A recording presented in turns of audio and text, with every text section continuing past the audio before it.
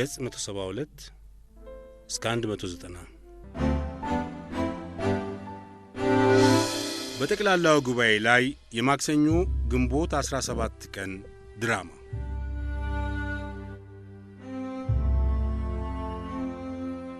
እነዚህን ሲንገላቱ የኖሩ የቀድሞ የጣሊያን ቅኝ ግዛት አገሮች የወደፊት ዕድል የመጨረሻ ውሳኔ ለመስጠት የተጠበቀው በዚህች በግንቦት 17 ቀን 1949 ዓ.ም በማክሰኞ ምሽት ነበር።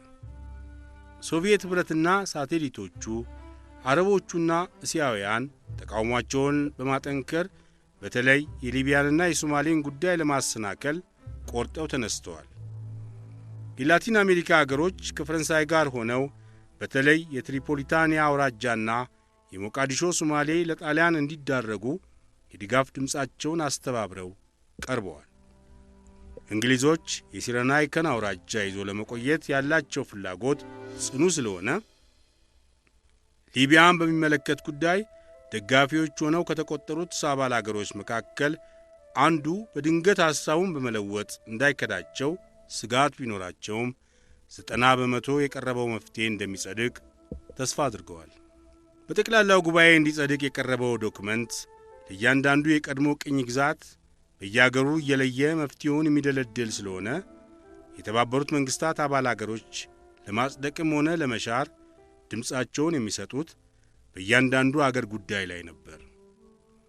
የጠቅላላው ጉባኤ ፕሬዝዳንት አውስትራሊያው ሚስተር ኤቫት ባቀረቡት ረቂቅ ውሳኔዎች ላይ በቅደም ተከተል አባሪ አገሮች ድምፃቸውን እንዲሰጡ ሲጠይቅ የሃይቲ መንግሥት የመልእክተኞች መሪ በዚሁ ሰዓት ወንበሬ ላይ አልገኝም ብሎ የተናገረውን ቃል ለውጦ ከውጭ የሮጠ ወደ አዳራሹ ገብቶ ቦታውን ሲይዝ እንግሊዞች ተመልክተው ወዲያውኑ የአሜሪካንንና የፈረንሳይን መልእክተኞች ቀሰቀሱ። በመጨረሻው ደቂቃ የሴናተር ሰንት ሎት ወንበሩ ላይ መመለስ ያለ ጥርጥር የፕሬዝዳንቱን ትእዛዝ እሱ ራሱ መፈጸም ግዴታው መሆኑን ተገንዝቦ ነው የሚል ማብራሪያ ከአሜሪካ መልእክተኞች በኩል ለእንግሊዞች ተሰጠ። ይህም ቢሆን የታላቋ ብሪታንያ መልእክተኞች ያደረባቸውን ስጋት አላቃለለውም። የሃይቲ ዋና መልእክተኛ የድምፅ መስጫው ሲቃረብ ወደ ወንበሩ የተመለሰበት ምክንያት አሜሪካኖች እንደተረጎሙት ሳይሆን ከአገሩ መሪ የደረሰውን መምሪያ ለመለወጥ ከሱ ከራሱ በስተቀር ሌላ ሰው መተካት ስለማይችል ነበር። ሴናተር ሰንት ሎት የመንግሥቱን ትእዛዝ ጥሶ የራሱን ፍላጎት ሲፈጽም ከሚመራቸው መልእክተኞች መካከል ኃላፊነት የሚሰማው ታዛቢ አጠገቡ እንዳይኖር ስለፈለገ ምክትሉን ሚስተር ሾቬልን እኔ ጉባኤው እስኪፈጸም ቆይቼ አስፈላጊውን አደርጋለሁ፣ አንተ ከወዳጆችህ ቀደም ሲል የተቀበልከውን ግብዣ ለማክበር መሄድ ትችላለህ ብሎ አሰናብቶት ስለነበር የሚስተር ሾቬል አዳራሽ ውስጥ አለመገኘት የእንግሊዞችን ጥርጣሬ አባባሰው። ቀደም ሲል እንደተገለጸው በቀድሞቹ የጣሊያን ቅኝ ግዛቶች ጉዳይ አባል መንግሥታት ድምፅ እንዲሰጡበት የሚጠየቁት ለእያንዳንዱ አገር በቀረበው መፍትሄ ላይ ነው። ለሊቢያና ለሶማሌ የተዘጋጁት መፍትሄዎች ሲቀርቡ የሃይቲ ሪፐብሊክ መንግሥት የመልእክተኞች መሪ ከአገሩ ፕሬዝዳንት የተሰጠውን ትእዛዝ ጥሶ ተቃዋሚነቱን ሲገልጽ የታላቋ ብሪታንያና አዲስቷ ሪፐብሊክ የተባለችው የጣሊያንን መንግሥታት አንጀት አሳረረ። በተዘዋዋሪ ጎዳናም የኤርትራን ጉዳይ አሰናከለ። በኤርትራ ጉዳይ ከምዕራባዊ ቆላ በስተቀር ሌላው በሙሉ ከኢትዮጵያ ጋር እንዲዋሃድ የቀረበው ሐሳብ በ37 አገሮች ተደግፎ ሕጉ ከሚጠይቀው ከ2/3 የበለጠ ድምፅ ማግኘት ቻለ። ነገር ግን በጣሊያን ሞግዚትነት እንዲቆዩ የተባሉት አገሮች ጉዳይ በታየ ጊዜ የአባል መንግሥታትን 2/3 ድምፅ ለማግኘት ትሪፖሊታንያ ዕድሜ ለሃይቲ መልእክተኛ 1 ድምፅ ብቻ፣ ሶማሌ ዕድሜ ለሃይቲና ለላይቤሪያ 2 ድምፅ ብቻ ስለጎደላቸው እነዚህ መፍትሄዎች የማይጸድቁ ሆኑ። ለኢትዮጵያ የታሰበው የኤርትራ ጉዳይ ከአስፈላጊው ቁጥር የበለጠ ድጋፍ ሲያገኝ ትሪፖሊታንያና ሶማሌ ተፈላጊው ድምፅ ሳይሟላላቸው የቀሩት ጣሊያንን ለመጉዳት በማሰብ ነው በማለት የላቲን አሜሪካ አገሮችና ፈረንሳይ እንደ እሳት ነደዱ። እነዚህ የጣሊያን ወዳጆች ወዲያውኑ ተነሳስተው ይህንን የቤቨን ስፎርሳ የተባለውን ፎርሙላ አሽቀንጥረው ለመጣል ድምፃቸውን ማስተባበር ጀመሩ። እንደፈለጉትም የቀድሞዎቹን የጣሊያን ቅኝ ግዛቶች ጉዳይ ለመወሰን የቀረቡት መፍትሄዎች በሙሉ በአንድነት አጠቃላይ ድምፅ እንዲሰጥባቸው ያስፈልጋል የሚል ሐሳብ አቀረቡ። ላቲኖችና ፈረንሳዮች የሚፈልጉት የጣሊያን ዕድል ከተሰናከለ የኤርትራም ጉዳይ እንዲበላሽ ስለሆነ በቤቨን ስፎርሳ ስምምነት መሠረት የተዘጋጁት ሦስቱም መፍትሄዎች አጠቃላይ ድምፅ ካልተሰጣቸው ብለው ተሟገቱ። አሁንም እነሱ እንደፈለጉት በእነዚህ ሦስት ረቂቅ ውሳኔዎች ላይ አባል መንግሥታት ድምፅ እንዲሰጡበት ሲጠየቁ በጥቂት ሰዓቶች ውስጥ ነገሩ ተለዋውጦ 37 አገሮች መፍትሄዎቹ እንዳይጸድቁ ሲቃወሙ ደጋፊዎቹ 14 አገሮች ብቻ ሆኑ። ይህንን ጥሩ አጋጣሚ በማየት ከመቅጽበት የፖላንድ መልእክተኛ ተሽቀዳድሞ ይህ ጉዳይ ትክክለኛ የሆነ ፍርድ እንዲያገኝ ከ4 ወራት በኋላ በመስከረም 1949 ዓ.ም ለሚከፈተው የአራተኛው የተባበሩት መንግሥታት ጠቅላላ ጉባኤ እንዲተላለፍ ጠይቃለሁ የሚል ሐሳብ አቀረበ። ከሚያዝያ 6 ቀን 1949 ዓ.ም እስከ ግንቦት 17 ቀን ድረስ እነዚህ የቀድሞ የጣሊያን ቅኝ ግዛት አገሮች ጉዳይ ብዙ ውዝግብ ያስከተለና የየመንግሥታቱን መልእክተኞች ያዳከመ በመሆኑ ውሳኔው ለመጪው ስብሰባ እንዲተላለፍ ከፖላንድ የቀረበውን ሐሳብ አባሎቹ ለመቀበል ጊዜ አልወሰደባቸውም። ፖላንድ ይህን ሐሳብ ያቀረበው የታላቁ መሪው የሶቪየት መንግሥት አስተያየት በዚህ ጉባኤ ላይ ተደማጭነት በማጣቱ ምክንያት መሆኑ ግልጽ ነው። ሌሎች አገሮች ግን ይህን ሐሳብ የደገፉት ከመሰላቸትና ከመዳከም የተነሳ ለጊዜው ከንትርኩ ወጥተን እስከ መስከረም ድረስ እፎይ እንበል ብለው ነው። በመጨረሻው ከፖላንድ መልእክተኛ የቀረበውን ሐሳብ ኢትዮጵያ ብቻዋን ስትቃወም በ51 አገሮች ድምፅ ተደግፎ የቀድሞዎቹ የጣሊያን ቅኝ ግዛቶች ዶሴ በሙሉ በመስከረም አጋማሽ 1949 ዓ.ም ለሚከፈተው ለአራተኛው የተባበሩት መንግሥታት ጠቅላላ ጉባኤ እንዲተላለፍ ተወሰነ።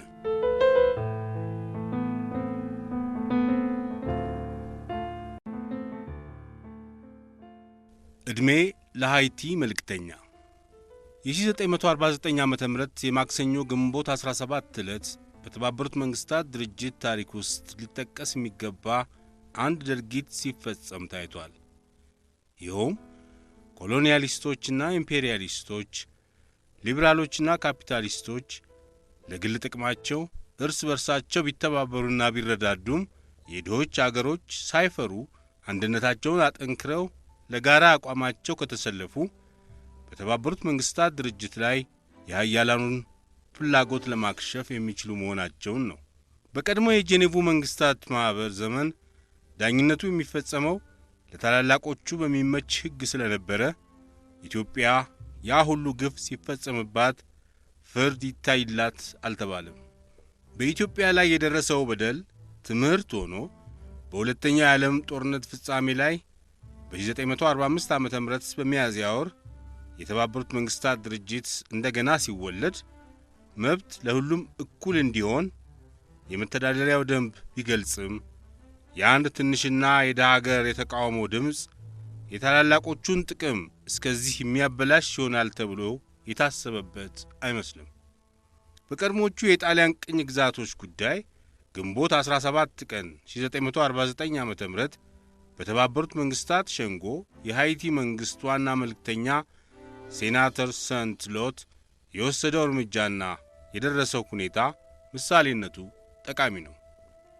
ሊቢያ በሦስት አውራጃ ተከፍላ ሦስት የአውሮፓ ኮሎኒያሊስቶች እንግሊዝ፣ ፈረንሳይና ጣሊያን ከአሜሪካ እርዳታ ጋር እያንዳንዱን ክፍለ አገር ለ10 ዓመታት ይዘው እንዲቆዩ ተቀምሞ የቀረበው ሐሳብ በተባበሩት መንግሥታት ጠቅላላ ጉባኤ ላይ መጽደቅ ያልቻለው የአንድ ትንሽ የደሃ አገር ወኪል ስለተቃወመና በዚሁ የተነሳ አንድ ድምፅ ስለጎደለ ብቻ ነው።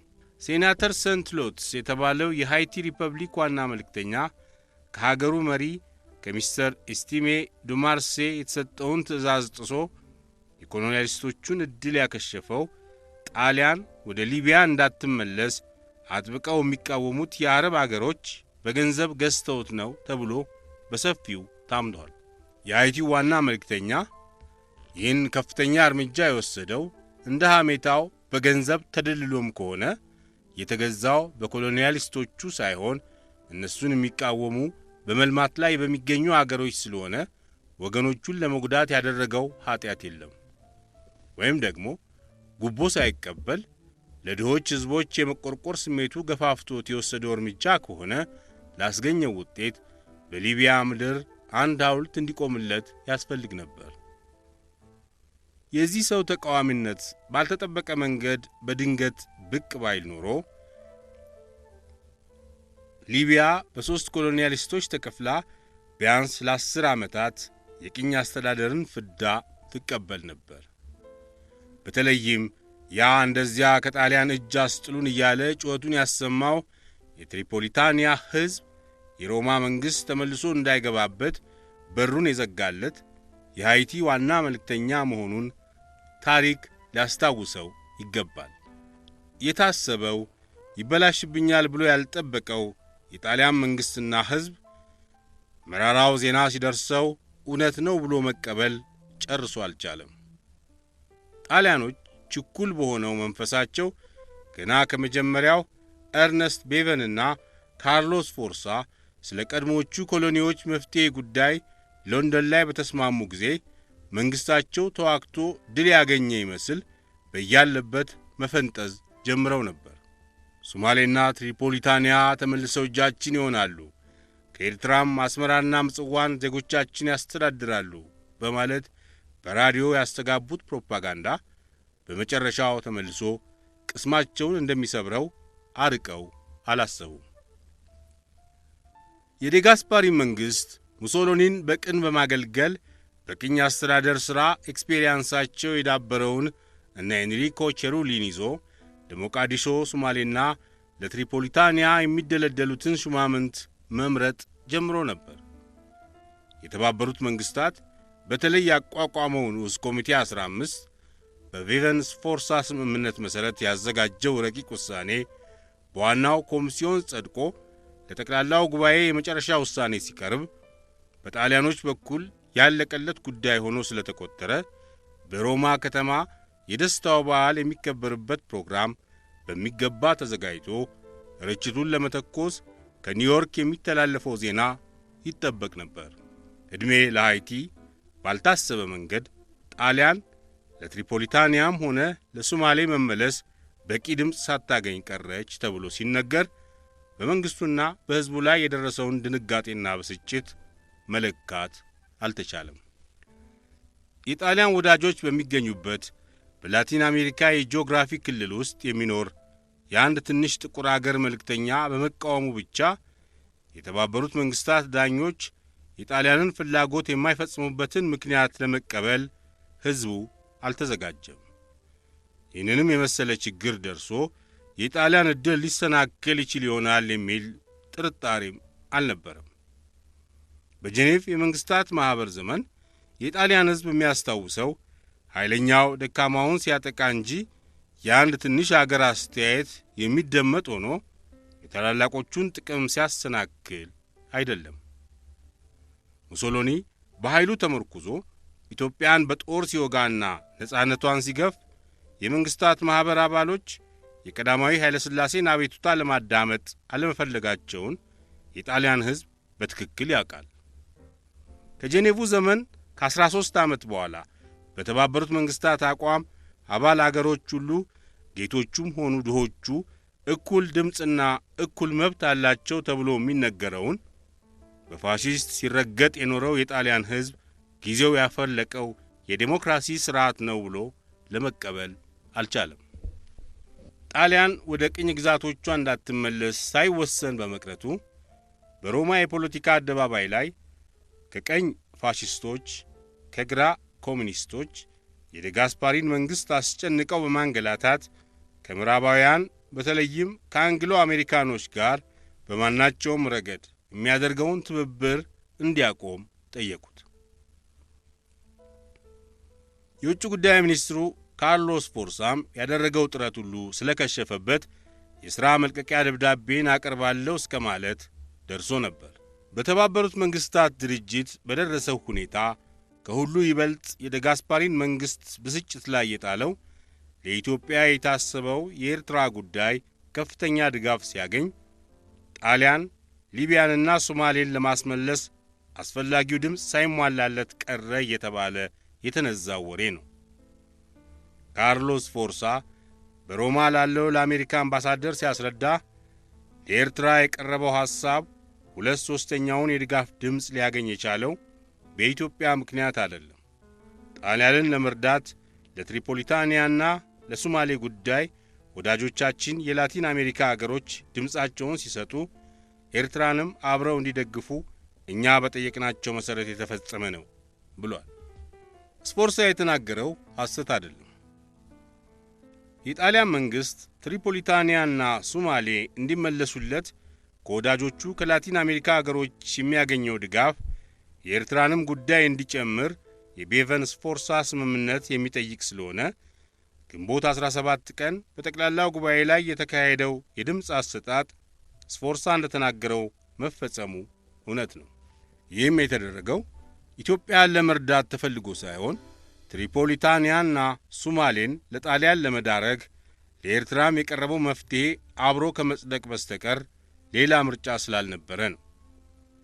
በሌላ በኩል ደግሞ የኤርትራ ጉዳይ ደንቡ ከሚጠይቀው ከ2/3ኛው ድምፅ የበለጠ ቁጥር ለማግኘት የቻለው በሮማ መንግሥት ወዳጆች ምክንያት ብቻ ሳይሆን በኢትዮጵያ መልካም የፖለቲካ አቋም ከአረብ አገሮችም በተገኘው ድጋፍ መሆኑ መረሳት የለበትም።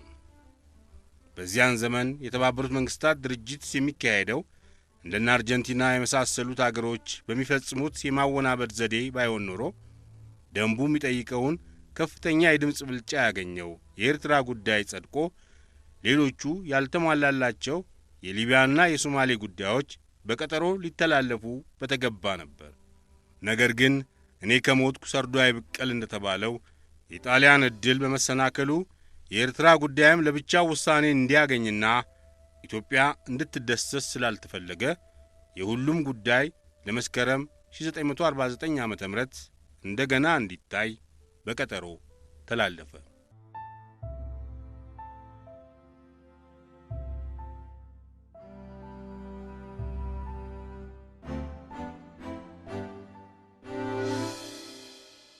ጥሩ ዕድል አመለጠ።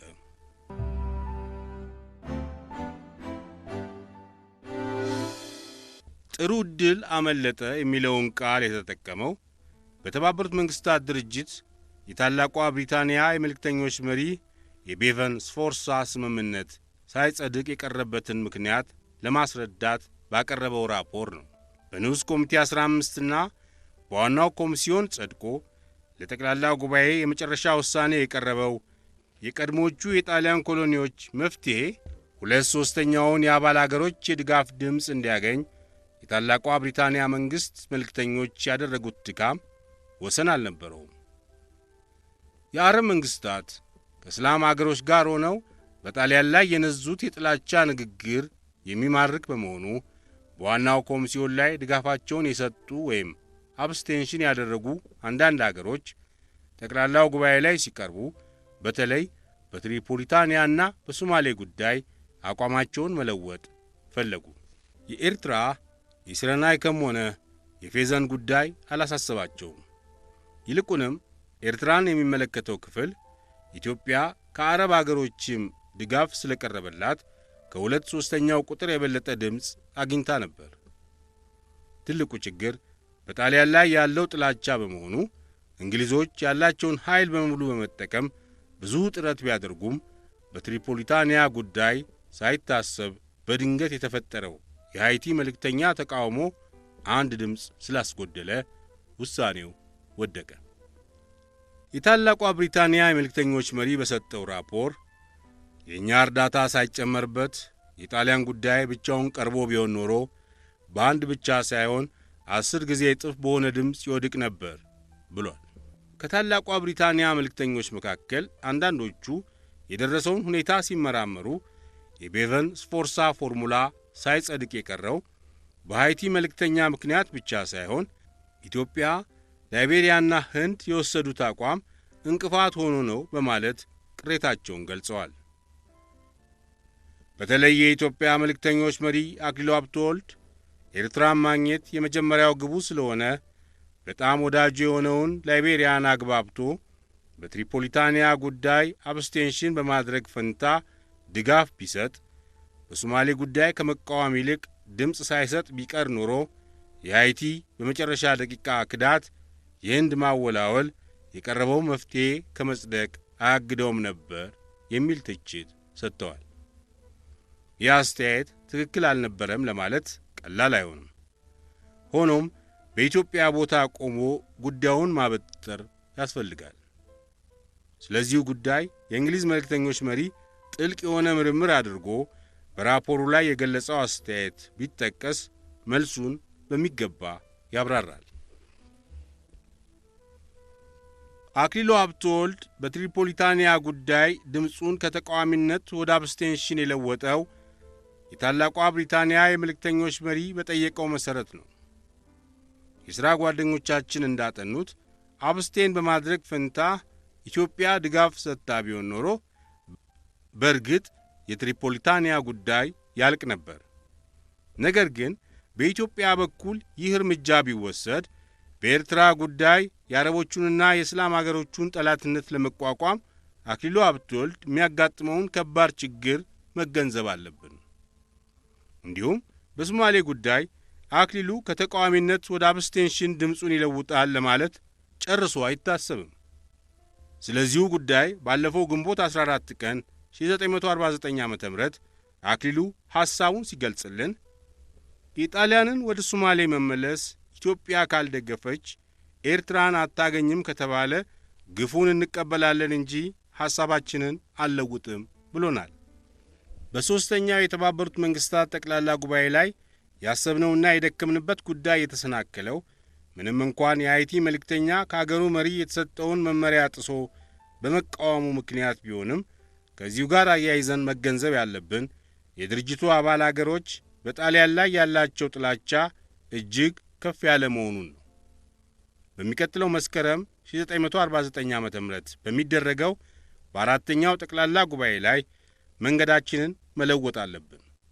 ጥሩ ዕድል ስላመለጠን እስካሁን በደከምንበት ጎዳና መቀጠል አንችልም ሲል አስተያየቱን ዘግቷል።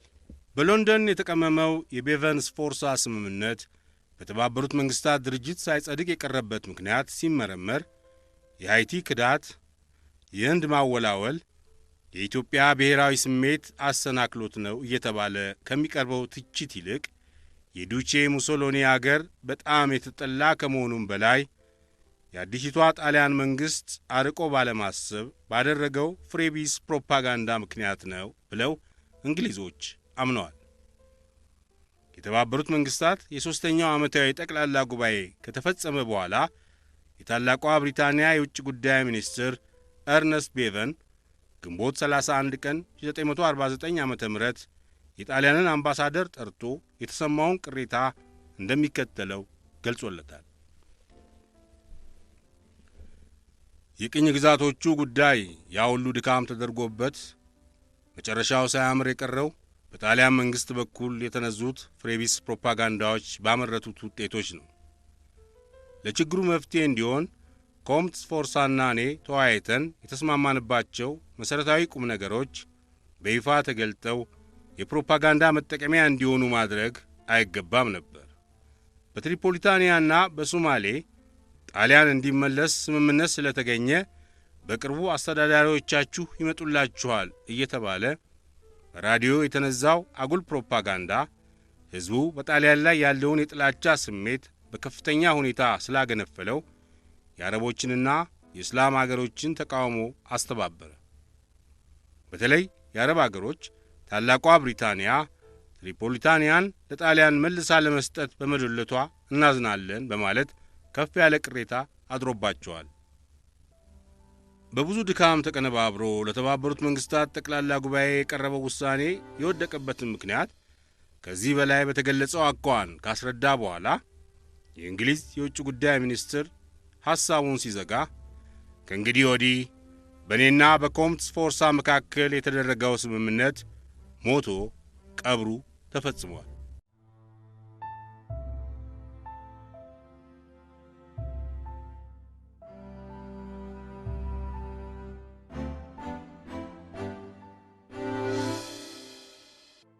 የጃንሆይ አመለካከት።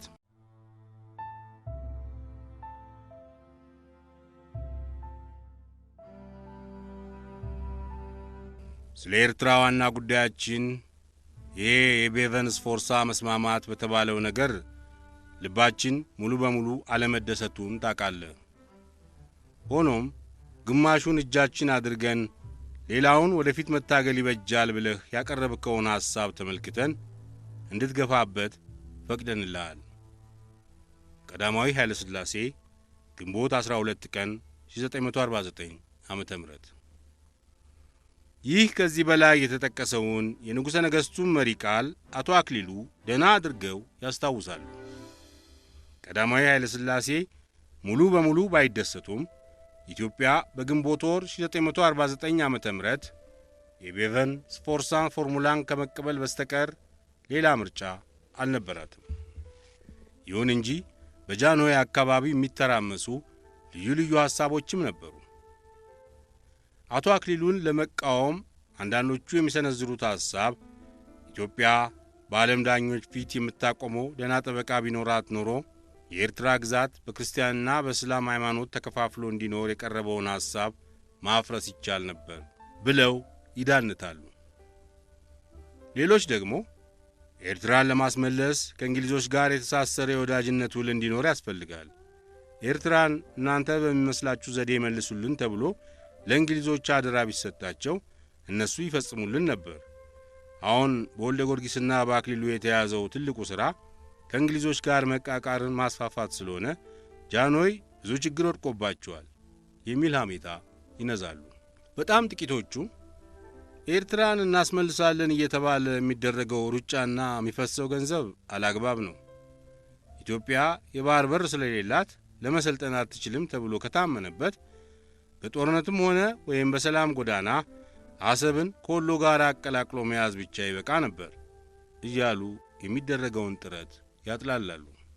ንጉሠ ነገሥቱ በዙሪያቸው በከበቧቸው መሳፍንቶችና መኳንንቶች የሚሰነዘሩትን አስተያየቶች ለመቀበል እርምጃ ሲወስዱ አልታዩም። ሆኖም ኤርትራ በሁለት መከፈል የለበትም የሚባለውና ከእንግሊዞችም ጋር የጠበቀ ወዳጅነት ያስፈልጋል የሚለው አስተያየት ይማርካቸዋል። ጠቅላላውን ጉዳይ በሚመለከት ግን ጃንሆይ ሳይስማሙበት በዋናው ባለሥልጣናቸው በወልደ ጊዮርጊስም ሆነ በውጭ ጉዳይ ሚኒስትራቸው በአክሊሉ ሀብተወልድ ተወስኖ የሚፈጸም መሠረታዊ ፖሊሲ የለም። ለምሳሌ ኤርትራን በሁለት የሚከፍለውን የቤቨን ስፎርሳን ስምምነት መቀበል ለኢትዮጵያ በዚያን ሰዓት ግዴታ እንደነበረ ንጉሠ ነገሥቱ ተረድተውታል። ቀጥሎም ከታላቋ ብሪታንያ መንግሥት ጋር በወዳጅነት መንፈስ እየተባበርን መሥራት የምንችለው እንደ ቅኝ ግዛት ሳይሆን እንደ ነፃ መንግሥት ስንቆጠር ብቻ ነው እየተባለ በየጊዜው ከወልደ ጊዮርጊስም ሆነ ከአክሊሉ ሀብተወልድ የሚቀርበው ሐሳብ ትክክል መሆኑን ጃንሆይ ያምናሉ። ስለዚህ በዚያም ቢባል በዚህ በንጉሠ ነገሥቱ ዙሪያ ባሉት መሳፍንቶችና መኳንንቶች ስለ ኤርትራ ጉዳይ የሚቀርበው ትችት ብዙ የሚያሰጋ ሊሆን አልቻለም። አክሊሉ ሀብተወልድ ችግር አጋጥሟቸው የነበረው በሦስተኛው የተባበሩት መንግሥታት ጠቅላላ ጉባኤ ላይ የኤርትራ ጉዳይ ብዙ ድጋፍ ካገኘ በኋላ ውሳኔ ሳይሰጠው በቀጠሮ የተላለፈበትን ምክንያት ጃንሆይ እንዲረዱትና እንዲያምኑበት ማድረጉ ነው። ራፖራቸውን አዘጋጅተው ከመላካቸው በፊት አንዳንድ ሐሳቦች ለማግኘት አብረዋቸው ሲደክሙ ከቆዩት ከኢትዮጵያ መልእክተኞች ጋር ተወያይተው ነበር። ይህችን ቀን አቶ አክሊሉ የሚያስታውሱት በልዩ ትዝታ ነው። ከጸሐፌ ከምሩ ዘለቀ በስተቀር ሌሎቹ በሙሉ በድምፅ አሰጣጥ ረገድ በኢትዮጵያ በኩል የተወሰደው እርምጃ ጉዳት አስከትሏል የሚሉ ሆነው አገኘዋቸው። የኢትዮጵያ ዋና ጥቅም በግማሹም ቢሆን ኤርትራን ማግኘት ስለሆነ ትሪፖሊታንያና የሞቃዲሾ ሶማሌ ለጣሊያን ቢሰጡ ምን ቸገረን ብለን ድጋፍ ሰጥተን ቢሆን ኖሮ ጉዳያችን በደህና አልቆ በደስታ ወደ አገራችን እንመለስ ነበር የሚል ነው። የሥራ ጓደኞቼ እንደዚህ ያሰቡት ለኤርትራ ጉዳይ የሚደረገው ትግል ብዙ ስላደከማቸው ተማረው ይሆናል። ባይበሳጩና ባይሰላቹ ኖሮ በተባበሩት መንግሥታት አደባባይ ላይ ኢትዮጵያ ለፋሺስት ጣሊያን ድጋፏን ብትሰጥ ምን አለበት የሚል አስተያየት አያድርባቸውም ነበር። እንግዲህ አብረውኝ ሌት ተቀን የደከሙት የሥራ ጓደኞቼ የወሰድነው አቋም ጎርቶናል ብለው የሚያስቡ ከሆነ አዲስ አበባ በጃንሆይ ዙሪያ ያሉትማ ከዚህ በ10 ጊዜ እጥፍ ወቀሳ ከምረው እንደሚጠብቁኝ እርግጠኛ ሆንኩ። በበኩሌ የተወሰደው እርምጃ ትክክል መሆኑን ስለማምንበት በዚሁ ለመግፋት መወሰን ነበረብኝ።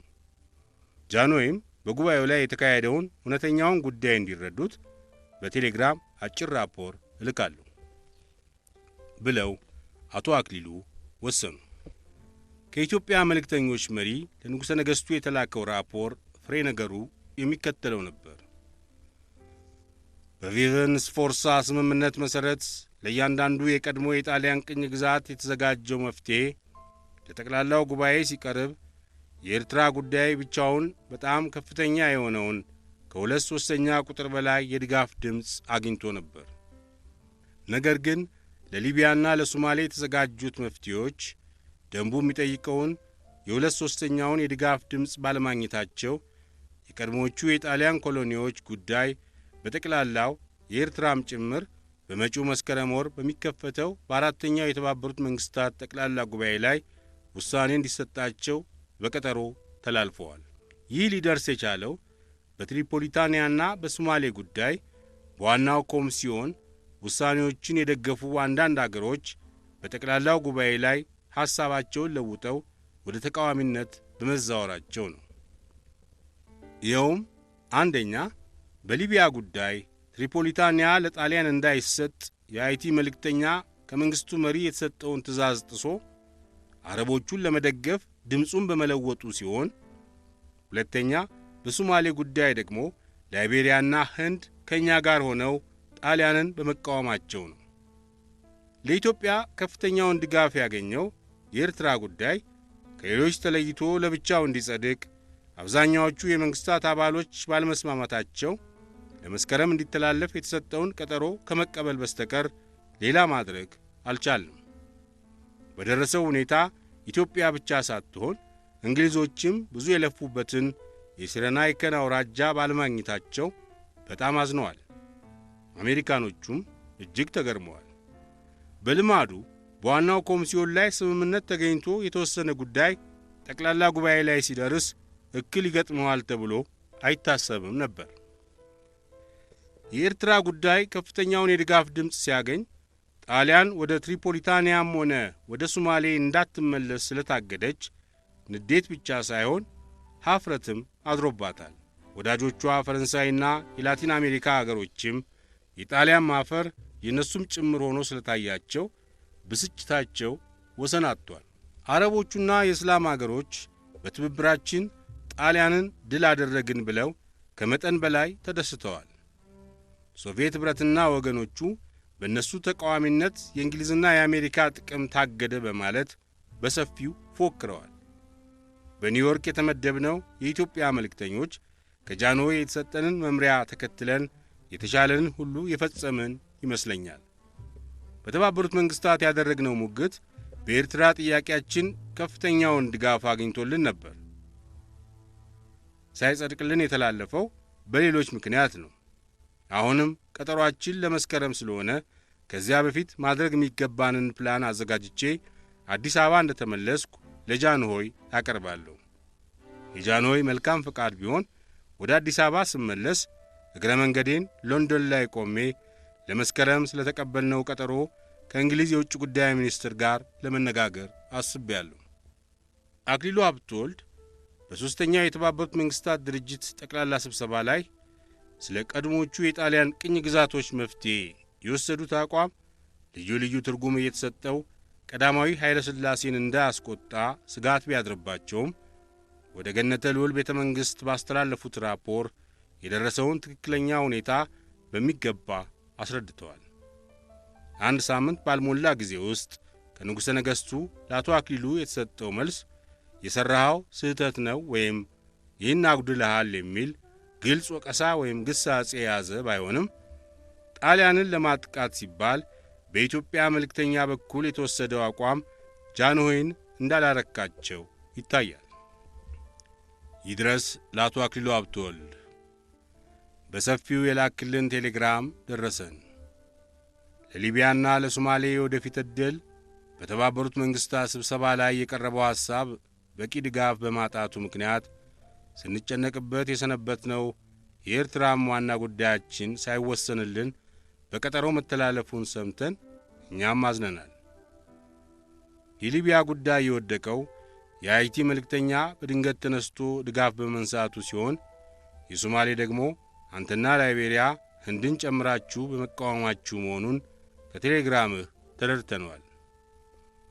የኤርትራ ዋና ጉዳያችን ከሁሉ የበለጠ ከፍተኛ ድጋፍ ያገኘ ቢሆንም ሊቢያና ሶማሌ ሕጉ በሚጠይቀው በሁለት ሦስተኛ ድምፅ ካልተደገፉ የሁሉም ጉዳይ የኤርትራን ጨምሮ ውሳኔ የማይሰጥበት ደንብ ካለ ህንድም ላይቤሪያም አንተም የተቃዋሚ ድምፅ መስጠታችሁ ማንን ጠቀመ? ማንንስ ጎዳ? አንተ ከዚህ ቀደም እንዳስረዳህን ጣሊያን ወደ ቀድሞ ኮሎኒዎቿ ትመለስ የሚባለውን ነገር ሁሉ ኢትዮጵያ መቃወም አለባት ያልከው ትክክለኛ መሆኑን እኛም ነግረናል። ይሁን እንጂ ጠላታችን የሆነውን ጣሊያንን አመቺ የሆነ ጊዜ ሳንመርጥ ለማጥቃት ብለን የምንወስደው እርምጃ በሌላ መንገድ ተመልሶ የራሳችንን ዋና ጉዳይ የሚያሰናክልብን ከሆነ ለሀገራችን ጥቅም ሲባል መቃወምም መደገፍም ሳይኖር ዝም ማለቱ ይረዳ ኖሯል ወይ? ይህንን አስበህበት አሁንም የሆነውንና ለወደፊቱም የሚሻለውን አጥንተህ ታቀርብልናለህ። ከዚህ ሌላ ደግሞ የታላቋ ብሪታንያ መንግሥትም ስለ ሲረናይከ የደከመበት ጉዳይ ሳይቀናው በመቅረቱ አንተ በመጠኑ ስትገልጥልን የታላቅ ወዳጃችን የግርማዊ ንጉሥ ጆርጅ አምባሳደር ከልዩ መልእክት ጋር እኛ ዘንድ ቀርቦ በሰፊው አስረድቶናል። በተባበሩት መንግሥታት ዘንድ ለሁለቱ አገሮቻችን የተመደባችሁት መልእክተኞቻችን እስከምን ድረስ በመተባበር እንደደከማችሁ ከአንተ በኩል አልሰማንም። ለማናቸውም ለመስከረም የተሰጠን ቀጠሮ ይህን ያህል ሩቅ ስላልሆነ እግዚአብሔር በቸርነቱ የሚፈጽመውን እንጠብቃለን። እስከዚያም መሥራት የሚያስፈልገውን በፕላን ማዘጋጀቱ ማለፊያ ነው። ወደዚህ ከመምጣትህ በፊት በሎንዶን አልፈህ ከታላቋ ብሪታንያ የውጭ ጉዳይ ሚኒስትር ጋር ለመነጋገር ያሰብከው የተገባ ነው። ጃንሆይ ለአቶ አክሊሉ ሀብተወልድ የላኩት መልስ በተባበሩት መንግሥታት ድርጅት ኤርትራን በሚመለከት ጉዳይ ስለተደረገው ውሳኔ አዲስ አበባ በገነተ ልዑል ቤተ መንግሥት የተፈጠረውን ስሜት የሚያመለክት ነው። የኢትዮጵያ መልእክተኞች መሪ በትሪፖሊታንያና በሶማሌ ጉዳይ ጣሊያንን አጠቃለሁ ብሎ የሰጠው ድምፅ የኤርትራን ጉዳይ አበላሽቶበታል እየተባለ በያለበት የሚነፍሰው ትችት በንጉሠ ነገሥቱም አካባቢ የደረሰ መሆኑን አቶ አክሊሉ ተረድቷል።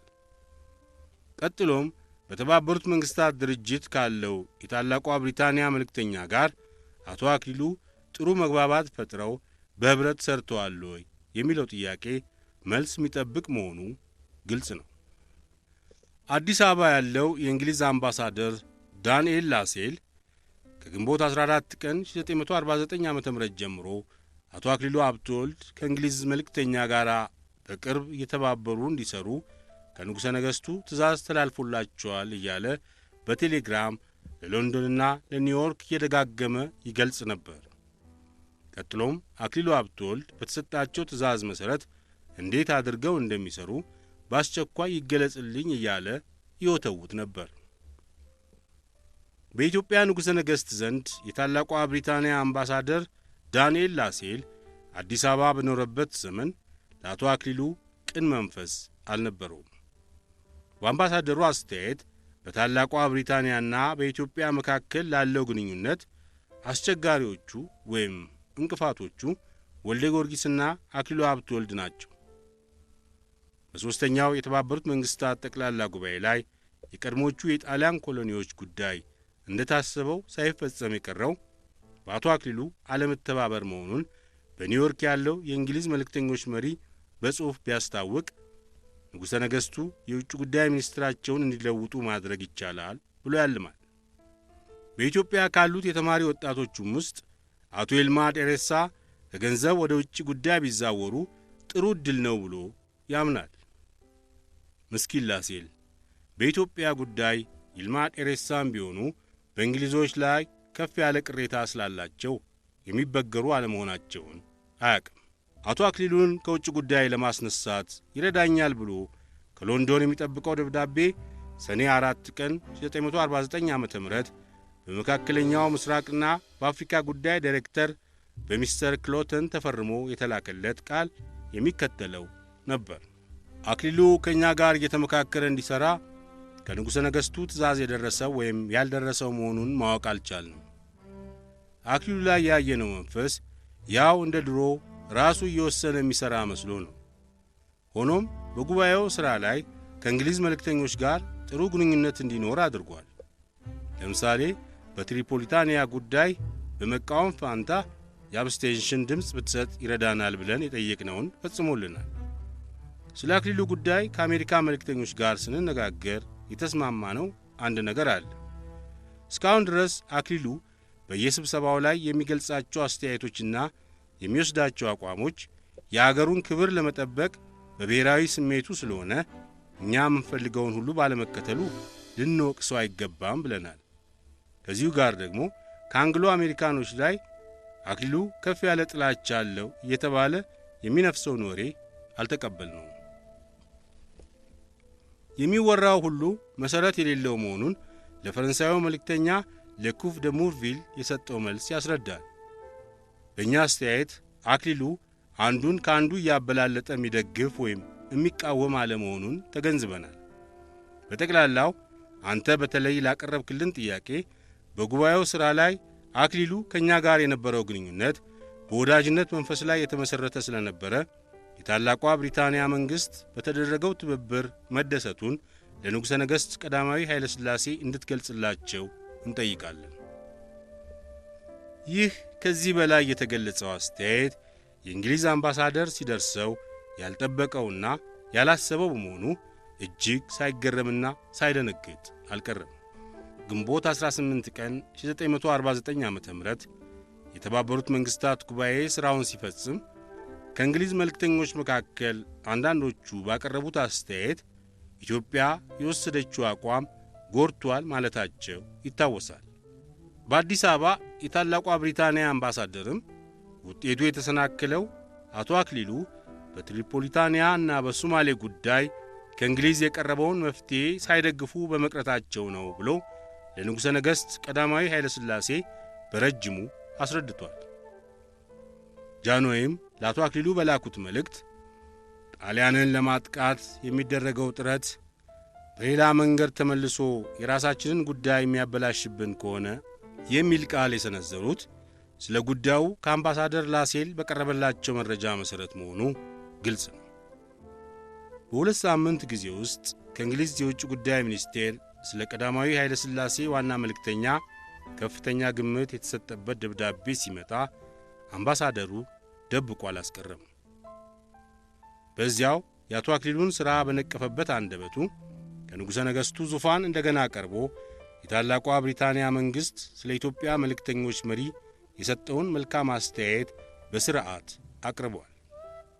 በዚሁ ሰሞን አቶ አክሊሉም በበኩላቸው ከኒውዮርክ ወደ እንግሊዝ አገር ሄደው በለንደን ሰኔ 21 ቀን 1949 ዓ.ም ከውጭ ጉዳይ ሚኒስትሩ ከኤርነስት ቤቨንና ከምክትሉ ከሄክቶር ሜክኒል ጋር የኢትዮጵያንና የታላቋ ብሪታንያን ወዳጅነት ለማፋፋም ሲሞክሩ ነበር። በኒውዮርክ የተባበሩት መንግሥታት ጉባኤ ላይ የኤርትራ ጉዳይ በሚታይበት ጊዜ ከታላቋ ብሪታንያ የመልእክተኞች መሪ ለኢትዮጵያ የተሰጠውን እርዳታ በንጉሠ ነገሥቱ በቀዳማዊ ኃይለ ሥላሴና በመንግሥታቸው ስም እንዳመሰግን ተጠይቄያለሁ በሚል ቃል የውጭ ጉዳይ ሚኒስትሩ መልካም ስሜት ለማግኘት ጥረዋል። አቶ አክሊሉ የዲፕሎማሲ ተግባራቸውን በሎንደን በሚያከናውኑበት ሰዓት ከእንግሊዝ ውጭ ጉዳይ ሚኒስቴር አዲስ አበባ ባለው አምባሳደር በኩል ለጃንሆይ የሚቀርብ መልካም አስተያየት የተላለፈላቸው መሆኑን አያውቁም። ከዚህም በላይ የሦስተኛው የተባበሩት መንግሥታት ጠቅላላ ጉባኤ በሚካሄድበት ጊዜ አቶ አክሊሉ ከታላቋ ብሪታንያ ዋና መልእክተኛ ጋር እየተመካከሩ እንዲሰሩ ከጃንሆይ ትእዛዝ ተልኳል የተባለውንም ወሬ አልሰሙም። በመሠረቱ ለአቶ አክሊሉ የተሰጣቸው መምሪያ ኋላም ጸሐፌ ትእዛዝ ወልደ ጊዮርጊስ እንዳብራሩላቸው በስብሰባው ላይ ወዳጆቻችንን በቀጥታ የሚነቅፍ ወይም የወዳጆቻችንን ጥቅም በቀጥታ የሚያበላሽ ነገር በአንተ ግንባር ቀደምትነት እንዳይፈጠር አስብበት የሚል ነው እንጂ እንግሊዞችን እያማከርክ ሥራ አልተባሉም። ቀዳማዊ ኃይለ ሥላሴ ምንም እንኳን በብዙ ረገድ የታላቋ ብሪታንያን መንግሥት ማስቀየም ባይፈልጉም የውጭ ጉዳይ ሚኒስትራቸው ከእንግሊዞች መምሪያ እየተቀበለ ይስራ ይላሉ ብሎ ማሰብ አይቻልም። አቶ አክሊሉ በዚህ በሎንዶኑ ጉብኝታቸው ቤቨንና ሜክኒል ያደረጉላቸው አቀባበል የሞቀ ሆኖ ስላገኙት ይቺን መልካም አጋጣሚ ሊጠቀምበት ብለው በመስከረም 1949 ዓ.ም በሚከፈተው የተባበሩት መንግሥታት አራተኛ ጠቅላላ ጉባኤ ላይ ስለ ኤርትራ ጉዳይ የታላቋ ብሪታንያ መንግሥት አቋም ለውጥ ይኖረዋል ወይ ብለው ጠየቁ። የታላቋ ብሪታንያ የግርማዊ ንጉሥ መንግሥት በኤርትራ ጉዳይ እስልምና ሃይማኖት ከተስፋፋበት ከምዕራቡ አውራጃ በስተቀር ሌላው በሙሉ ከኢትዮጵያ ጋር እንዲዋሃድ የተስማማበትን ሐሳብ እስከ መጨረሻው ይደግፋል በማለት የውጭ ጉዳይ ሚኒስትሩና ምክትሉ የሚያበረታታ ቃል ሰጥተው ሸኟቸው። የኢትዮጵያ መልእክተኞች መሪ የለንዶኑን ጉብኝት ፈጽመው አዲስ አበባ ሲገቡ የተደረገላቸው የሞቀ አቀባበል ያልጠበቁት ነበር።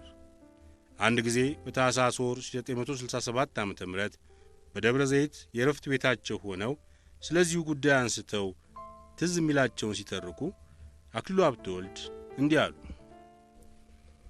አዲስ አበባ የገባሁት በሰኔ ጁን መጨረሻ 1949 ዓ.ም ነበር። አውሮፕላኑ ቆሞ በሩ ከመከፈቱ በፊት በመስኮት ስመለከት ሊቀበሉኝ ከመጡት ታላላቅ ሰዎች መካከል ጸሐፌ ትእዛዝ ወልደ ጊዮርጊስና አቶ መኮንን ሀብተወልድ እጅ ለእጅ ተያይዘው እየተሳሳቁ ሲጨዋወቱ አየሁ። የጸሐፌ ትእዛዝ ወልደ ጊዮርጊስ አውሮፕላን ጣቢያ መገኘት እንግዳ ነገር አልሆነብኝም። ከፍተኛ የሥራ ጉዳይ ወይም የጤና እክል ካላጋጠማቸው በስተቀር ሁልጊዜ ይሸኙኛል፣ ብዙ ጊዜም ይቀበሉኛል። አዲስ ነገር የሆነብኝ የአቶ መኮንን መጨመር ነው። ለመልእክት ወደ አውሮፓም ሆነ ወደ አሜሪካ በሚሄድበት ጊዜ አልፎ አልፎ ይሸኘኝ እንደነበረ ትዝ ቢለኝም በምመለስበት ጊዜ ሲቀበለኝ አላስታውስም። በተለይ አሁን የኤርትራ ጉዳይ ባለመወሰኑ ይሄ ቀረ ይሄ ጎደለ የሚል ሙግት ተዘጋጅቶ የሚጠብቀኝ ቢሆን ኖሮ ወይም ደግሞ ጃንሆይ የኔን ወደ አዲስ አበባ መመለስ የሚጠብቁት በቁጣ መንፈስ ቢሆን ኖሮ አቶ መኮንን አውሮፕላን ጣቢያ ሊቀበለኝ አይመጣም ነበር ብዬ አሰብኩ። ስለዚህ በጃንሆይ በኩል የሚጠብቀኝ መጥፎ ነገር አለመኖሩ ገብቶኝ ከተሳፈርኩበት አውሮፕላን በጥሩ መንፈስ ወርጄ ከብዙ ወራት በኋላ የአገሬን መሬት ረገጥኩ። በቀጥታ ወደ ገነተ ልዑል ቤተ መንግሥት ሄጄ እጅ ከነሳው በኋላ ጃንሆይ በቆይታ ለአንድ ሰዓት አነጋገሩኝ። ከዚያም በመሰብሰቢያው አዳራሽ አልጋ ወራሹ ጳጳሱ አቡነ ባስልዮስ፣ ራስ ካሳ፣ ልዑል መኮንን፣ ጸሐፌ ትእዛዝ ወልደ ጊዮርጊስ፣ አቶ ተፈራ ወርቅና አቶ ገብረ ወልድ ባሉበት በእነዚህ በአራት ወራቶች ውስጥ በኒውዮርክ የኤርትራ ጉዳይ በምን አኳኋን እንደተካሄደ ከሁለት ሰዓት በበለጠ ጊዜ በረጅሙ አስረዳው። ጃንሆይ እየደጋገሙ የሚጠይቁኝ ለትሪፖሊታንያ አብስቴንሽን ማድረጋችንን፣ በሶማሌ ጉዳይ ተቃዋሚነታችን ምን ጥቅም አመጣልን እያሉ ነበር። ይህንንም ጥያቄ የደጋገሙልኝ ከእንግሊዝ አምባሳደር በቀረበላቸው ራፖር መሠረት መሆኑ ገባኝ። እኔም በተቻለኝ የእንግሊዞች ዋና ጥረት መጀመሪያ ለራሳቸው ጥቅም መሆኑን እየደጋገምኩ ካስረዳው በኋላ በዓለም ጉባኤ ላይ በትሪፖሊታንያና በሶማሌ ጉዳይ የጣሊያን ደጋፊዎች ሆነን ብንታይ ጃንሆይ የሚደክሙላት ኢትዮጵያ ምን ያህል ውርደት ላይ እንደምትወድቅ መለካት አይቻልም ነበር አልኳቸው። ከዚህም ጋር አያይዤ የአረቦችንና የእስላም አገሮችን ጠላትነት ማትረፍ ብዙ ጉዳት ላይ እንደሚጥለን ስገልጽላቸው የሠራሁት ሁሉ ያለ ምክንያት አለመሆኑን የተረዱ መሰለኝ። በዚህ ስብሰባ ላይ ብዙዎቹ ጳጳሱም ጭምር አንዳንድ አስተያየቶች መሰንዘራቸው ይታወሰኛል። እኔ ግን በአእምሮዬ ቀድቼ ሁልጊዜ ትዝ የሚለኝ ራስ ካሳ የተናገሩትን ነው። በዓለም ዳኞች ፊት ቀርቦ የተከራከረው ጠበቃችን አክሊሉ እንዳስረዳው ውሳኔ ሳይሰጥበት በቀጠሮ የተላለፈው የኛ ጉዳይ ብቻ ሳይሆን ወዳጃችን የሆነው እንግሊዝም መሃል ቤት ያለው ፈረንሳይም ጠላታችን የሆነው ጣሊያንም ቢሆኑ የሚፈልጉትን አላገኙም። በዚህ ምክንያት የኛ ብዙ የተለፋበት ጉዳያችን ለምን ከሌሎቹ ተለይቶ አልተፈጸመልንም ብለን መቆጨቱ ለዛሬው አይጠቅመንም። አሁን የሚያስፈልገው ለመስከረሙ ቀጠሮ ጠበቃችን ሙግቱን ለማዘጋጀት የሚያስፈልገውን ሁሉ ወስኖ አደራውን መስጠት ነው አሉ። የራስ ካሳ ንግግር በጣም ተንዛዝቶ የነበረውን ጉባኤ ባጭሩ ቆረጠው። እኔ በዝርዝር በማስረዳት ረጅም ጊዜ ወሰደብኝን እሳቸው በአንድ አረፍተ ነገር ሲቆርጡት በጣም ደስ አለኝ። ራስ ካሳ እስከ መስከረሙ ቀጠሮ ድረስ ማሰናዳት የሚያስፈልገውን ሁሉ መወሰን ነው ያሉትን ሐሳብ ወዲያው ቀርቤ በመጠቀም በሐምሌና በነሐሴ ወራት በላቲን አሜሪካ አገሮች እየተዘዋወርኩ የአገራችንን ጉዳይ እንዳስረዳ ያቀረብኩት ሐሳብ በፍጥነት ተወሰነልኝ። ከምሽቱ 1 ሰዓት ተኩል ላይ ዕድሜ ለራስ ካሳ ስብሰባው በደህና ተፈጽሞ ተበተነ።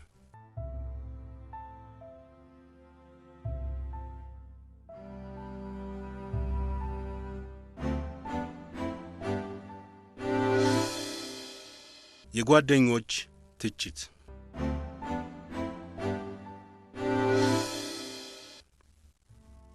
በገነተ ልዑል ቤተ መንግሥት በጃንሆይ ሊቀመንበርነት በተደረገው ስብሰባ አቶ አክሊሉ ሀብተወልድ ስለ ኤርትራ ጉዳይ በሰፊው ያቀረቡት ራፖር አጥጋቢ ሆኖ ስለተገመተ የጠነከረ ትችትም ሆነ ወቀሳ ሳይደርስ በደህና በመፈጸሙ የኢትዮጵያ መልእክተኞች መሪ ጥሩ ሞራል አግኝተዋል። ይልቁንም ከልዑል ራስ ካሳ የተሰጠው መልካም አስተያየት ስብሰባውን ባጭሩ ከመቁረጡም በላይ እስከ መስከረም ወር ድረስ አቶ አክሊሉ ያቀዱት ፕላን በሥራ እንዲውል የንጉሠ ነገሥቱን ፈቃድ አስገኝቶላቸዋል። አቶ አክሊሉ ብዙ ክርክርና ትችት የገጠማቸው ከቤተ መንግሥቱ ውጪ ከአብሮ አደግ ጓደኞቻቸውና በዚያን ዘመን ወጣቶች እየተባሉ ከሚጠሩት ከነ ይልማ ጤሬሳ፣ መኮንን ደስታ፣ አምባዬ ወልደ ማርያም፣ ጌታውን ተሰማ እና ከመሳሰሉት ጋር ነው። የአብዛኛዎቹ ትችት በኒውዮርክ ከታላቋ ብሪታንያ መልእክተኞች መካከል አንዳንዶቹ በግልጽ የተናገሩትንና በአዲስ አበባም የእንግሊዝ አምባሳደር ለቀዳማዊ ኃይለ ሥላሴ ከሰጣቸው መረጃ ጋር የተቀራረበ አስተያየት ነበር። አንደኛ፣ ትሪፖሊታንያ በጣሊያን እንድትተዳደር የቀረበው ረቂቅ ውሳኔ 2/3ኛውን የድጋፍ ቁጥር ለመሙላት የጎደለው በአንድ በሃይቲ ድምፅ ተቃዋሚነት ብቻ ስለሆነ ኢትዮጵያ በሃይቲ ቦታ ድጋፍ ሰጥታ ቢሆን ኖሮ ውሳኔው እንደሚጸድቅ ጥርጥር አልነበረውም። ሁለተኛ፣ በሶማሌም ጉዳይ ጣሊያን የሞግዚትነቱን ሥልጣን ለማግኘት የጎደላት 2 ድምፅ ብቻ ስለሆነ ኢትዮጵያ ከወዳጇ ከላይቤሪያ እርዳታ ጠይቃ ሁለቱ አገሮች በመቃወም ፈንታ አብስቴንሽን ቢያደርጉ ኖሮ የቀረበው መፍትሔ ይጸድቅ ነበር። ሦስተኛ፣ የትሪፖሊታንያና የሶማሌ መፍትሔ በደህና ካለቀ ከሁሉም ከፍተኛ ድጋፍ ያገኘው የኤርትራም ጉዳይ ጸድቆ እንደሰት ነበር።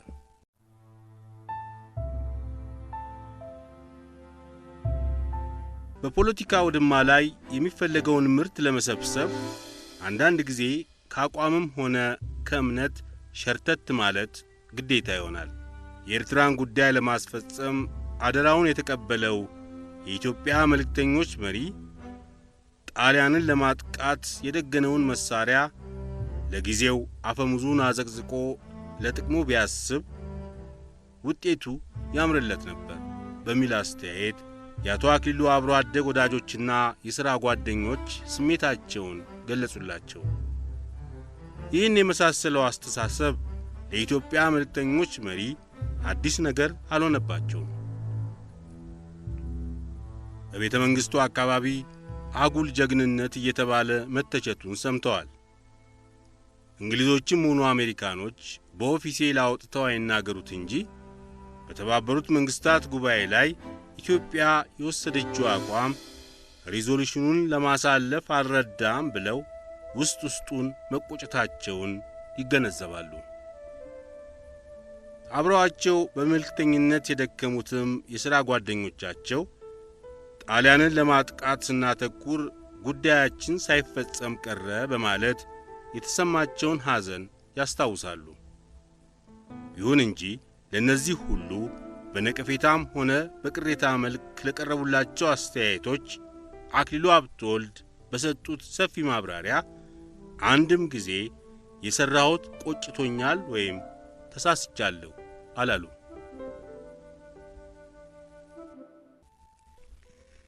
የኢትዮጵያ መልእክተኞች መሪ ሆኜ በወሰድኩት እርምጃ ለደረሰው ሁሉ ሙሉ ኃላፊ ስለሆንኩ የሚቀርብልኝን ትችት ማዳመጥና በተገቢው መንገድ የበኩሌን አስተያየት መስጠት እንዳለብኝ የታወቀ ነው። በመጀመሪያ ደረጃ የታሪኩ መሠረት ምን እንደነበረ መመልከት ያስፈልጋል። የኤርትራን በሁለት መከፈል ያውም በሃይማኖት ረገድ የክርስቲያንና የእስላም ግዛት ተብሎ መደልደሉን ማንም ኤርትራዊ ማንም ኢትዮጵያዊ የሚደግፍ የለም።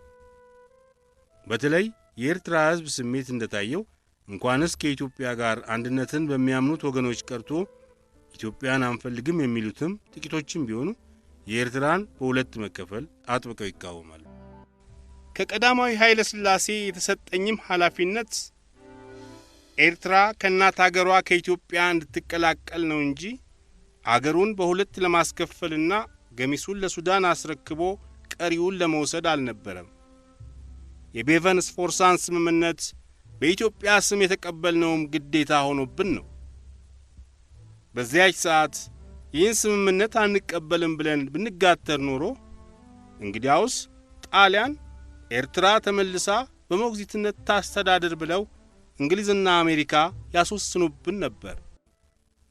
አቅምና ምርጫ ስለሌለን ለጊዜው ግማሹን ተቀብለን አላግባብና አለ ሕዝብ ፈቃድ ወደ ሱዳን የተከለለው ግዛት ወደ ጥንት አገሩ ወደ ኢትዮጵያ እንዲመለስ ትግላችንን እንቀጥላለን በሚል ተስፋ የቤቨን ስፎርሳን ፎርሙላ ተቀበልን። ከቤቨን ስፎርሳ ስምምነቶች ውስጥ ኢትዮጵያ ሳትወድ በግዴታ የተቀበለችው ኤርትራን በሚመለከተው ጉዳይ ላይ ብቻ ነው እንጂ የጠላታችን የጣሊያንን ሶማሌና ሊቢያ መመለስ አለመሆኑን መገንዘብ አለብን። ሁለተኛ፣ ጠላታችን ጣሊያን እንኳንስ አጠገባችን ሶማሌ ላይ ቀርቶ ሩቅም ቢሆን ትሪፖሊታንያ ላይ ዝር እንዳይል አጥብቆ መከላከል ከኢትዮጵያ የሚጠበቅ ግዳጅ ነው ብዬ አምናለሁ። ይህንን መሠረታዊ የሆነ እምነታችንን ለውጠን ጣሊያን እንደገና አንሰራርቶ በተለይ ድንበራችን ሶማሌ ላይ እንዲነግስ ድጋፍ መስጠት በእኔ ግምት ኢትዮጵያ እንደገና እንድትወረር መንገዱን ማዘጋጀትና ለሀገራችን ነጻነትና ክብር የሞቱትን የአባቶቻችንን ታሪክ ማዋረድ ነው። ሦስተኛ፣ የኢትዮጵያ ዋና ዓላማ የግዛት ማስፋፋት ጉዳይ ሳይሆን ታሪክን ቦታው ለመመለስ ተለያይተው የኖሩትን ሕዝቦች ለማገናኘት ነው ተብሎ ተደጋግሞ ተነግሯል። ነገር ግን ለጊዜው መፍትሄ ይሆናል በተባለው በቤቨን ስፎርሳ ስምምነት መሠረት የኤርትራን ግዛት በከፊል ለማግኘት ሲባል ብቻ በተባበሩት መንግሥታት ሸንጎ ላይ ኢትዮጵያ ክብሯን ስታ ድጋፏን ለጣሊያን ሰጥታ ቢሆን ኖሮ ለመጪው ታሪካችን ምን ያህል የሚያሳፍር ምዕራፍ እንደምናዘጋጅላት መገንዘብ አለብን። እኔ ይህን ሁሉ ስናገር ከእናንተ ከወዳጆቼና ከወገኖቼ የበለጠ የማስብና የወደፊቷን ኢትዮጵያ ጉዳይ አርቄ የምመለከት እኔ ብቻ ነኝ ለማለት አይደለም። በድምፅ አሰጣጥ ረገድ ከሥራ ጓደኞቼም ሆነ ከሌላው ቦታ የተሰነዘረው አስተያየትና ትችት በተግባር ሊፈጸም የሚችል አልነበረም ብዬ አልከራከርም። ይሁን እንጂ ሁሉም በየፊናው ይሄ ቢደረግ ኖሮ ይሄ ቢሆን ኖሮ ውጤቱ ያምር ነበር እያለ ሐሳቡን ያመቻቸው የጉባኤው ውጤት ከታየ በኋላ ነው። ጉዳዩ በቀረበ ጊዜ ለትሪፖሊታንያ አንድ ድምፅ፣ ለሶማሌ የሁለት አገሮች ድምፅ ይጎላል የሚል ሐሳብ አልተተመነም። በትሪፖሊታንያም ጉዳይ የአይቲ መልእክተኛ የመንግሥቱን መምሪያ ጥሶ ከደጋፊነት ወደ ተቃዋሚነት የተለወጠው ሳይጠበቅ በድንገት ነው። በሶማሌም ጉዳይ ይሄው በጥባጩ የአይቲ መልእክተኛ መደገፉን ትቶ ተቃዋሚ መሆኑ፣ ህንድም ከአብስቴንሽን ወደ ተቃዋሚነት መዛወሩ ያልታሰበ ዱብዳ ነው። አባል መንግሥታት ድምፅ እንዲሰጡ ጥያቄው ከመቅረቡ በፊት የእንግሊዝና የአሜሪካ መልእክተኞች ብርቱ ክትትል አድርገው ውጤቱ የሚያረካቸው እንደሚሆን እርግጠኞች ነበሩ። ለምሳሌ በትሪፖሊታንያ ጉዳይ ኢትዮጵያ በመቃወም ፈንታ አብስቴን ብታደርግልን የ2/3 የድጋፍ ድምፅ ለማግኘት ዋስትና ይሰጠናል ብለው ስለለመኑን ጥያቄያቸውን ቅር እያለን ተቀብለን ፈጽመናል። በሶማሌ ጉዳይ ግን ጣሊያን ተመልሳ ትግዛ ብላ ኢትዮጵያ በምንም አይነት ድጋፍ እንደማትሰጥ እንግሊዝና አሜሪካ በሚገባ ተረድተውታል። ለኢትዮጵያ ክብር፣ ለኢትዮጵያ የወደፊት ታሪክ በረጅሙ ማሰብና መጨነቁን ትቶ የጊዜውን ጥቅም ብቻ ተከትሎ ጣሊያንን አጨብጭቦ መደገፍ ይሻላል ከተባለ ወቃሾቼ እንደተናገሩት ኤርትራ በከፊል ከኢትዮጵያ ጋር እንዲቀላቀል የቀረበው ውሳኔ እንደሚጸድቅ እኔም አልክድም። ነገር ግን እንዲታወቅልኝ የምፈልገው በሶማሌ ጉዳይ በምንም አኳኋን የጠላታችን የጣሊያን ደጋፊ ሆኜ በአገሬ ስም ድምፅ ለመስጠት ጨርሶ የማልሞክረው መሆኑን ነው። በበኩሌ እስካሁን የሠራሁትና የተሰጠኝንም መምሪያ የተረጎምኩት ለኢትዮጵያ በሚጠቅም መንገድ ነው ብዬ አምናለሁ። እንግዲህ ለሚወቅሱኝም ሆነ እውነት አለህ ብለው ለሚደግፉኝ ማስረዳት አስፈላጊ ነው ከተባለ ከዚህ የበለጠ ማብራሪያ የለኝም። ከዚህ በላይ የተገለጸውን የአቶ አክሊሉን ዝርዝር ማስረጃ በዚያን ዘመን ወጣት ከተባሉት ሚኒስትሮችና ከከፍተኛ ባለሥልጣኖች መካከል አቶ ይልማ ዴሬሳና አቶ መኮንን ደስታ የሚያረካ ሆኖ ሲቀበሉት እነ ዶክተር አምባዬ ወልደ ማርያም የሚያጠግብ ምክንያት አይደለም በማለት ነቀፌታቸውን ቀጠሉ። አንዳንዶቹም ስለ ኤርትራ ጉዳይ ወልደ ጊዮርጊስና አክሊሉ የሚያወቁት መቼ ተጋግሮ ገበታ ላይ እንደሚቀርብ አይታወቅም እያሉ ሲተቹ ገረሙ። አቶ አክሊሉ በአገር ፍቅር ስሜት እየነደዱ የጠላቶቻችንንና የአጫፋሪዎቻቸውን ተንኮል በመቋቋም በዓለም ጉባኤ ፊት ያደረጉት ትግል ምን ያህል ከባድ እንደነበረ በዚያን ዘመን የዛሬው የቴክኖሎጂ ጥበብ ባለመኖሩ ስዕሉ ኢትዮጵያ መጥቶ ሊታይና ሊመዘን አልቻለም። ማየትና መስማትም የተለያየ በመሆኑ በተባበሩት መንግሥታት ሸንጎ ላይ ከነ ኮምት ፎርሳ፣ ከነ ሂክቶር ሜክኒል፣ ከነ ዶክተር አርሴ፣ ከነ ኩብ ደሙርቬል ጋር አቶ አክሊሉ የገጠሙትን ሙግትና ያሳዩትን የሚያኮራ ኢትዮጵያዊነት አዲስ አበባ ያሉት ወዳጆቻቸውም ሆኑ ተወዳዳሪዎቻቸው ዓይናቸው ባለማየቱ የጆሮአቸውን ማመን አልፈለጉም። በጠቅላላው በአቶ አክሊሉ ላይ ከያቅጣጫው ይሰነዘሩ የነበሩት ትችቶች ሰላም የሚነሱ አንዳንዴም ሞራል የሚነኩ ነበሩ። ሳይደግስ ሳይጣላም እንደሚባለው በዚያች በአስቸጋሪ ሰዓት ንጉሠ ነገሥቱና ጸሐፌ ትእዛዛቸው የአቶ አክሊሉን ብርቱ ጥረት ስለሚያውቁላቸው ሐምሌ 4 ቀን 1949 ዓ.ም የአለቃ ሀብተወልድ ልጅ ከምክትልነት የቀዳማዊ ኃይለ ሥላሴ ሙሉ የውጭ ጉዳይ ሚኒስትር ሆነው ተሾሙ። ለኤርትራ ጉዳይ ከሙሉ ሥልጣን ጋር አሁንም ባላደራው እሳቸው መሆናቸው በኦፊሴል ተነገረ።